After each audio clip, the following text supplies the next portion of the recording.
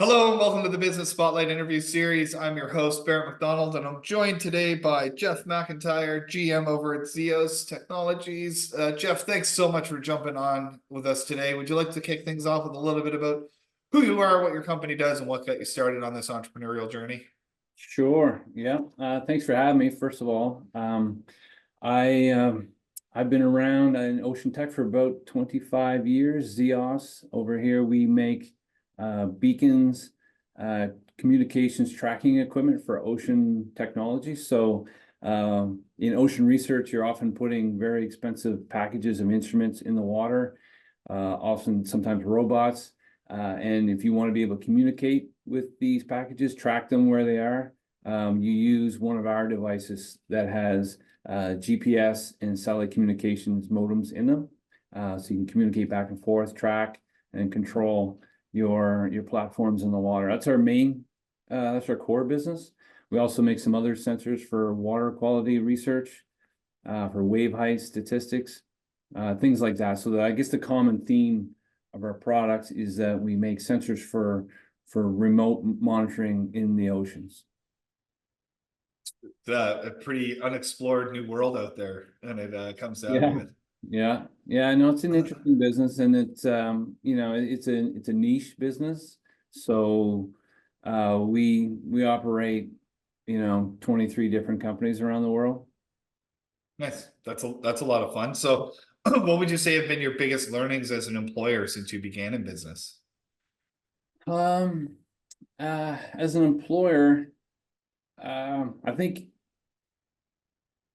it sounds a bit like a cliche, but everybody says, your team is the most important part of your business. But as a small business, it's absolutely true. Um, and so taking care, uh, taking care of your team, turnover is very expensive. Yeah, every time if somebody leaves, you lose a lot of experience, a lot of know-how, a lot of tribal knowledge. So making sure, listening to everybody's needs, making sure people have what they need, the support, the direction they need to do a good job. We also try to provide very clear expectations and Yeah. targets. So we use visual management. So we kind of keep track of like 4 key um, performance indicators. We have them throughout the building so everybody knows, and we update the numbers every day. So we know whether we're ahead or behind. Everybody kind of on the same page. So you get, a sense of accomplishment when you're ahead, and when you're behind, you gotta dig a little deeper. Absolutely. So yeah, just being like open, honest, clear expectations, and being able to listen as well. It's fantastic learnings that you've had along the way. So, you mentioned turnover a little bit. So, what qualities do you look for when you're onboarding new staff members, and how do you foster that positive work environment? Um, when we're looking for new staff, I would say, the 2 things I look for most are aptitude, like, they have the right aptitude to do whatever function it is you're hiring for. And then the other important part is the attitude to go along with it. So, I mean, if you have the aptitude and the right attitude, you can pretty much do anything. I'm not as worried about maybe credentials or experience, because I think, as I mentioned, we're a niche business, uh, very specialized. So you're pretty much going to have to learn what you need anyway when you're here. So the ability to learn, Right. if you have the right aptitude and you're flexible, you're open to doing a bunch of different things. The other thing about being a small business is that you wear a lot of hats. So if you want to be very specific and just do one thing, it's probably not the right spot. But if you're interested in solving problems in all different types of functions, working within the team and taking on responsibility, then that's the kind of person that we look for. That's fantastic. So, what would you say are some of the common misconceptions you've come across about operating a business and owning a business, and how do you combat them? One of the main misconceptions that you hear sometimes in the media and popular culture is that you need to be hard nosed or even maybe mean to succeed in business. That's cutthroat. The old adage that nice guys finish last. But I found over the years that that's not true at all. That there may be some people like that who do succeed, but I think it's kind of the exception rather than the rule. The people I've Absolutely. met, some of the business leaders that have been very successful, they all seem to be very humble. They're all good listeners, and they're likable. You have, if you want people to work with you, to trust you, to kind of get behind what you're trying to do. It really helps if people believe in what you're saying and want to do well for you.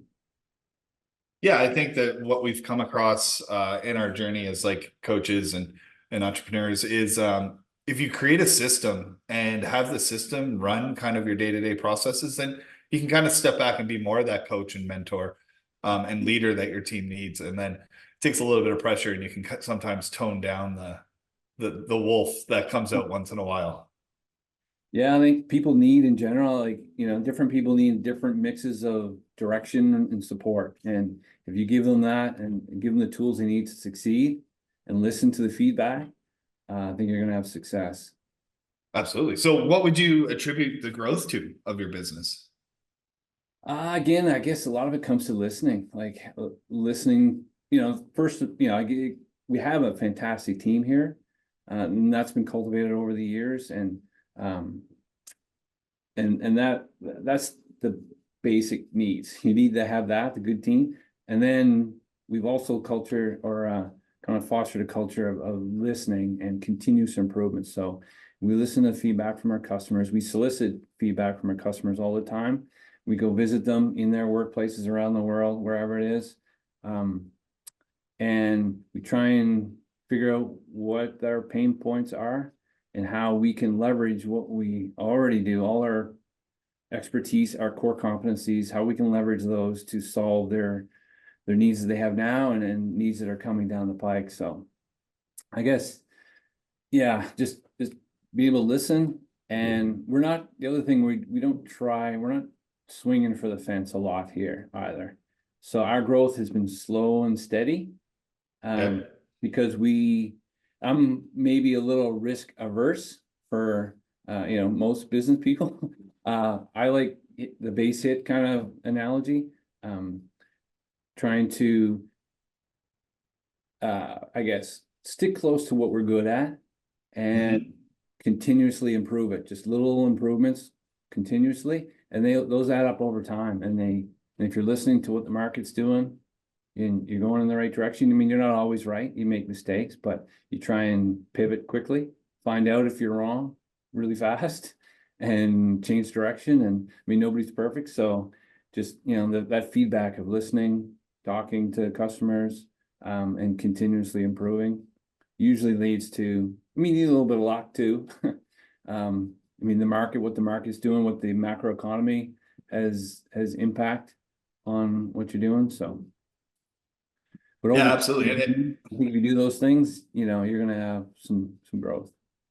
Yeah, I think you hit the nail on the head though. Small steps can lead to big momentum swings. Yeah. For sure. Like small literal incremental changes and improvements can lead to giant leaps at the end of a year, at the end of a 5-year period. So that's a really good way of doing things. One thing in my experience, I've found that like once you get the wheel turning, you get some momentum. It's a lot easier to keep that going than to let it drop off and then get it going again is a lot tougher.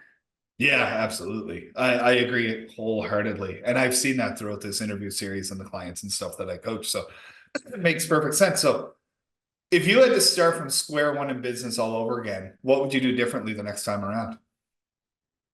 Well, I wouldn't do a lot differently because I'm, reasonably happy with, how it turned out. Basically what I did the first time was like, just follow what I'm good at and what interests me and try and do as good a job as I can so that, new opportunities will open up. And that's worked well for me. But if I had to change something, looking back, I think I would, as I mentioned, a little risk averse. So I think if I had to do it over again, I would try and take bigger risks early on when maybe I didn't have as many responsibility. So you start with family, maybe defer, a level of income or comfort to take a risk at maybe building something special or big. And I would definitely look for key partners, because I think nobody can do it alone. I think especially having people with complementary skill sets. So you don't want three of the same person.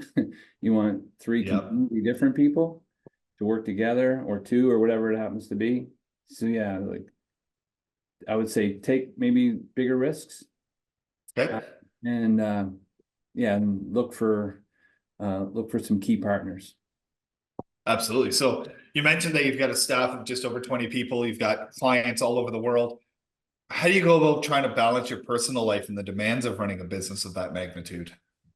Yeah, I think part of that is just trying to be organized. Like for me, I like to have, I mentioned earlier but the expectations. So we have KPIs here. We always know how we're doing. We kind of boil things down into the 4 key things that we need to do.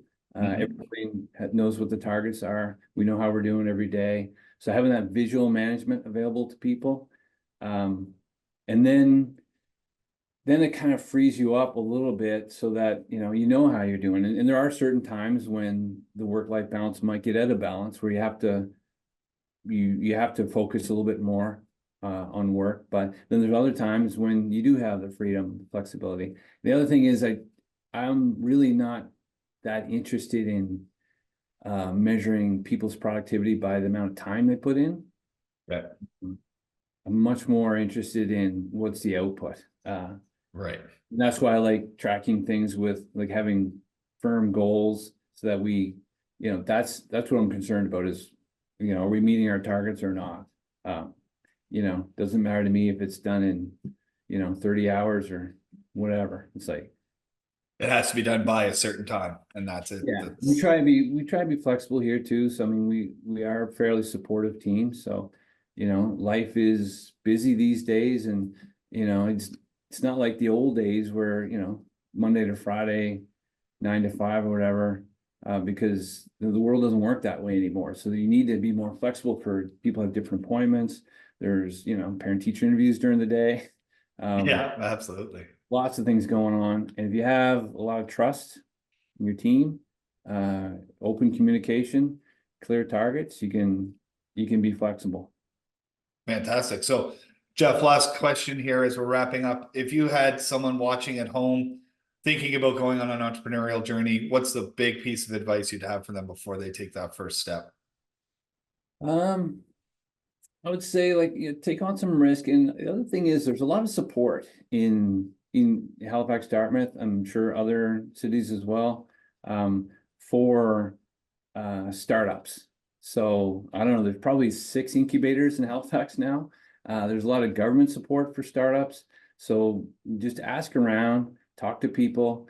There's venture capital. There's a lot of funding available. So when I was younger, I used to think you needed to turn a profit to keep the lights on, to pay people. Right. I thought you need to get to profitability really fast in order to not have the business die. But as I've learned more through the years, I realized that there are lots of companies that don't get to profitability for several years, and you need to have a really good idea. You need to be able to focus on a big market. And you need to be able to tell your story. You need to be able to sell that. And if you can do that, then you can raise funding to get so you have a bit of a runway. You have a few years to get to market. So it's not the timeline's not as short as I once thought. So I would say, use the support that's available, and talk to there's a good network of potential investors, and find some good partners, and you'll do all right. Absolutely fantastic last piece of advice there, Geoff. So, Geoff, thank you so much for your time today. I thoroughly enjoyed the interview. And to everyone who might be watching at home, I look forward to seeing you on our next episode. All right, thanks, Barrett. Thanks, Jeff.